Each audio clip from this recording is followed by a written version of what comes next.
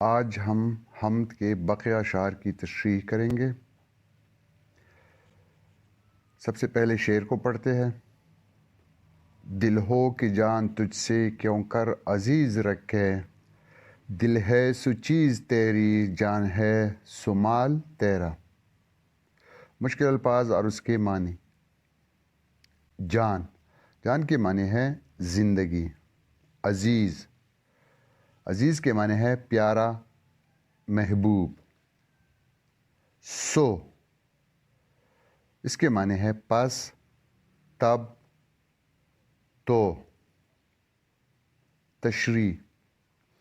اس شعر میں شاعر الطاف حسین حالی اللہ تعالیٰ سے اپنی عقیدت اور محبت کا اظہار کرتے ہوئے کہتے ہیں کہ اے اللہ تعالیٰ، ہم کو کوئی بھی چیز تم سے زیادہ پیاری نہیں ہے، کیونکہ ہر چیز تیری پیدا کردہ ہے، چاہے وہ ہماری جان ہو یا دل، یہ دونوں ہی تم پر قربان ہے، کیونکہ یہ دل اگر کوئی شے ہے تو تیری دی ہوئی ہے، اور اگر یہ جان ہے تو بھی تیرا ہی مال ہے۔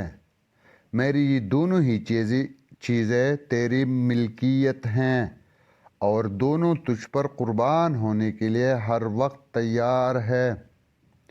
اس شعر کا مفہوم کچھ یوں بنتا ہے کہ شاعر الطاف حسین حالی اللہ تعالیٰ کی بزرگی کا اعتراف کر رہا ہے، اور وہ یہ کہہ رہا ہے کہ اس کائنات میں جو کچھ بھی ہے وہ اللہ تعالیٰ کی ملکیت ہے۔ انسان کے پاس بھی جو کچھ ہے وہ سب اللہ تعالیٰ کی ملکیت ہے اور اللہ تعالیٰ کی امانت ہے۔ انسان کے پاس سب سے قیمتی چیزیں دو ہی ہوتی ہے، ایک اس کی جان اور دوسرا اس کا دل۔ تو الطاف حسین حالی اس بات کا اقرار کر رہا ہے کہ اے اللہ تعالیٰ، میری جان اور میرا دل جو ہے وہ تیری امانت ہے، اس لیے ان چیزوں پر اللہ تعالیٰ کا حق ہے۔ تو شاعر الطاف حسین حالی فرماتے ہیں کہ میرا دل اور میری جان اے اللہ تعالیٰ تمہاری امانت ہے اور تجھ پر قربان ہونے کے لیے ہر وقت تیار ہیں۔ اگلا شعر ہے پورے زال سے دل اس کا قوی زیادہ، رکھتے ہیں آسرا یا جو پیر زال تیرا۔ مشکل الفاظ اور اس کے معنی۔ پورے زال اس کے معنی ہے نوجوان، یہاں پر مراد ہے رستم پہلوان۔ پیر زال بوڑھا، سفید بالوں والا۔ اصل میں زال رستم پہلوان کے والد کا نام تھا۔ رستم ایران کا ایک مشہور پہلوان گزرا ہے جو اپنے افواج کا سپہ سالار تھا اور جسمانی طور پر بہت زیادہ طاقتور تھا، تو اسی شعر میں اس کی طرف اشارہ کیا گیا ہے۔ قوی کے معنی ہے طاقتور، قوت سے نکلا ہے یہ طاقتور۔ اس کے معنی ہے آسرا کے معنی ہے سہارا یا بھروسہ۔ یا کے معنی ہے یہاں، اس شعر میں مراد ہے اس دنیا میں، مطلب یہ دنیا۔ تشریح۔ اس شعر میں شاعر فرماتے ہیں کہ جو لوگ اللہ تعالیٰ پر بھروسہ رکھتے ہیں وہ کبھی مایوس اور نامراد نہیں ہوتے۔ اللہ تعالیٰ پر بھروسہ رکھنے والے بوڑھوں کے دل نوجوانوں سے زیادہ قوی اور مضبوط ہوتے ہیں۔ ان کے دلوں کو یہ طاقت اللہ تعالیٰ کے سہارے اور بھروسے ہی سے ملتی ہے۔ اس شعر کا مفہوم کچھ یوں بنتا ہے، یا شاعر یہ پیغام دینا چاہتا ہے کہ لوگ اگر بوڑھے اور ناتواں ہو لیکن ان کا بھروسہ جب اللہ تعالیٰ پر ہو تو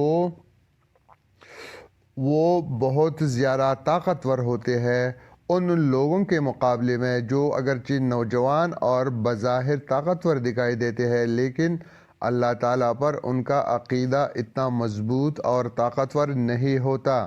تو نکتہ یہاں پر یہ ہے کہ اللہ تعالیٰ پر بھروسہ رکھنے والے، اللہ تعالیٰ پر توکل رکھنے والے انتہائی طاقتور ہوتے ہیں، خواہ اگر وہ جسمانی طور پر کمزور ہو یا عمر کے لحاظ سے بوڑھے ہو۔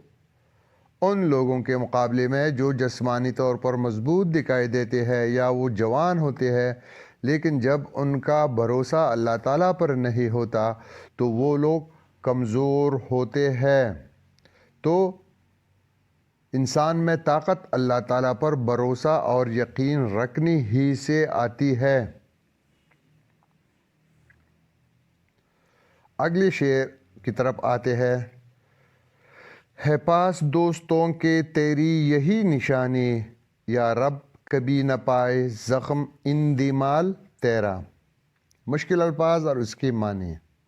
پاس کے معنی ہے تصرف میں، اختیار میں یا قبضے میں۔ اندمال زخم برنا یا زخم کا مندمل ہونا، زخم کا ٹھیک ہونا۔ اس شعر کی تشریح کچھ یوں بنتی ہے۔ اس شعر میں شاعر الطاف حسین حالی اللہ تعالیٰ کے دوستوں کے پاس اس کی نشانی کا ذکر کرتے ہیں کہ اے اللہ تعالیٰ، تیرے نیک بندوں اور قریبی دوستوں کے پاس بس یہی ایک نشانی ہے جو مضبوط ایمان کی صورت میں ہے۔ ان کی سینوں میں تیری محبت کا جو زخم ہے کسی صورت اس لیے ٹھیک ہونے کو تیار نہیں ہے کیونکہ وہ اس زخم کو ہمیشہ کے لیے تازہ رکھنا چاہتے ہیں تاکہ ان کی دلوں میں ایمان کی شمع روشن رہے۔ اس شعر کا مفہوم کچھ یوں بنتا ہے کہ شاعر اللہ تعالیٰ کے دوستوں کے بارے میں کہتے ہیں کہ اللہ تعالیٰ کی محبت ان کے دل میں زخم کی صورت میں موجود ہوتی ہے اور وہ اس زخم کو کسی بھی صورت میں ٹھیک نہیں ہونے دیتے تاکہ اللہ تعالیٰ کی محبت کا درد ان کے دل میں ہر وقت اٹھتا رہے اور وہ اللہ تعالیٰ کی عبادت میں مصروف رہے۔ اور یہ ایک مضبوط ایمان کی نشانی ہوتی ہے۔ جن لوگوں میں اللہ تعالیٰ کی محبت کا درد ہوتا ہے، اللہ تعالیٰ کی محبت کا زخم ہوتا ہے، ایسے لوگ اللہ تعالیٰ پر پختہ یقین رکھنے والے ہوتے ہیں، اللہ تعالیٰ کے نیک بندے ہوتے ہیں، اللہ تعالیٰ کے دوست ہوتے ہیں۔ اس لیے وہ اللہ تعالیٰ کی محبت کے زخم کو ٹھیک نہیں ہونے دیتے اور اس کو اپنے دل میں اللہ تعالیٰ کی نشانی سمجھتے ہیں۔ اب اس حمد کے مقطع کی طرف آتے ہیں۔ بیگانگی میں حالی یہ رنگ آشنائی، سن سن کے سر دھنیں گے قال اہل حال تیرا۔ مشکل الفاظ اور اس کی معنی۔ بیگانگی کی معنی ہے اجنبیت، نا آشنائی بھی اس کو کہتے ہیں، ایک دوسرے کو نہ جاننا۔ آشنائی اس کے معنی ہے جان پہچان، ایک دوسرے کو جاننا۔ سر دھننا اس کے معنی ہے سر ہلانا۔ قوال کو کہتے ہیں، قوالی گانے والے کو کہتے ہیں۔ آپ نے ٹی وی پر، ریڈیو پر بہت سے قوالی گانے والے سنے ہوں گے۔ تشریح۔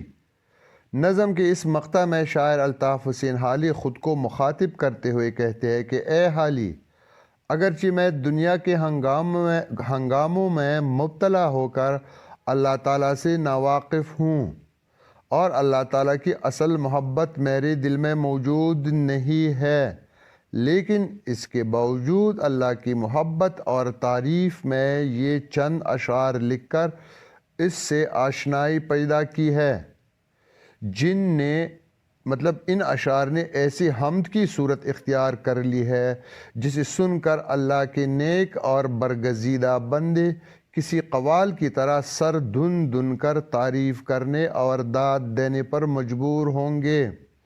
اس شعر میں اصل میں شاعر یہ کہنا چاہتے ہیں کہ اللہ تعالیٰ جس محبت اور جس تعلق کا متقاضی ہے، میرے دل میں ابھی تک وہ محبت نہیں ہے، لیکن ان چند اشعار کے ذریعے میں نے اللہ تعالیٰ سے محبت پیدا کرنے کی کوشش کی ہے۔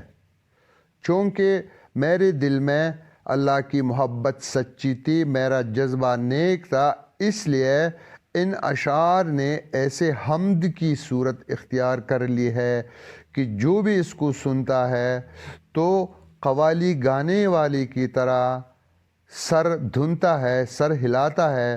مطلب یہ ہے کہ تعریف کرنے پر مجبور ہو جاتا ہے۔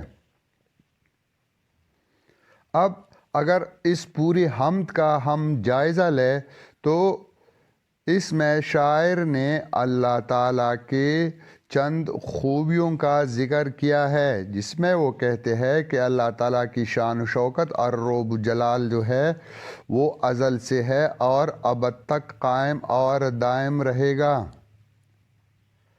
دوسری بات جو اس حمد میں شاعر نے کی ہے وہ اللہ تعالیٰ کے اس کائنات پر قبضہ قدرت کی ہے کہ اس کائنات میں جو کچھ بھی ہے وہ اللہ تعالیٰ کی ملکیت ہے، اس لیے اللہ تعالیٰ پر قربان کرنے کے لیے ہمیں سب کچھ ہر وقت تیار رکھنا چاہیے، اس کام کے لیے ہمیں ہر وقت تیار ہونا چاہیے۔ ایک اور بات جو اس حمد میں شاعر نے کی ہے وہ یہ ہے کہ جو لوگ اگر کمزور ہوتے ہیں لیکن اللہ تعالیٰ پر ان کا ایمان مضبوط ہوتا ہے، ان کا بھروسہ مضبوط ہوتا ہے، تو وہ جوانوں سے کہیں زیادہ قوی اور طاقتور ہوتے ہیں۔ اگلی بات جو انہوں نے کی ہے وہ یہ ہے کہ جن لوگوں کے دلوں میں اللہ تعالیٰ کی محبت ہوتی ہے وہ اللہ تعالیٰ کی اس محبت کے زخم کو کبھی بھی ٹھیک نہیں ہونے دیتے اور اس کو تر و تازہ رکھتے ہیں تاکہ ان کے دلوں میں ایمان کی شمع ہر وقت جلتی رہے۔ اور آخری شعر میں جس طرح ابھی ہم نے پڑھا کہ اللہ تعالیٰ سے محبت کا اظہار کرتے ہوئے کہتے ہیں کہ اللہ تعالیٰ جس محبت کا متقاضی ہے، میرے دل میں ابھی تک وہ محبت تو نہیں ہے، لیکن عقیدت کے اظہار کے طور پر میں نے یہ چند اشعار لکھے ہیں اور یہ اتنے خوبصورت آ گئے ہیں کہ ایک ایسے حمد کی شکل اختیار کر لی ہے ان اشعار نے کہ جو بھی اس کو سنتا ہے تو قوال کی طرح سر کو دھنتا ہے اور تعریف کرنے پر مجبور ہو جاتا ہے۔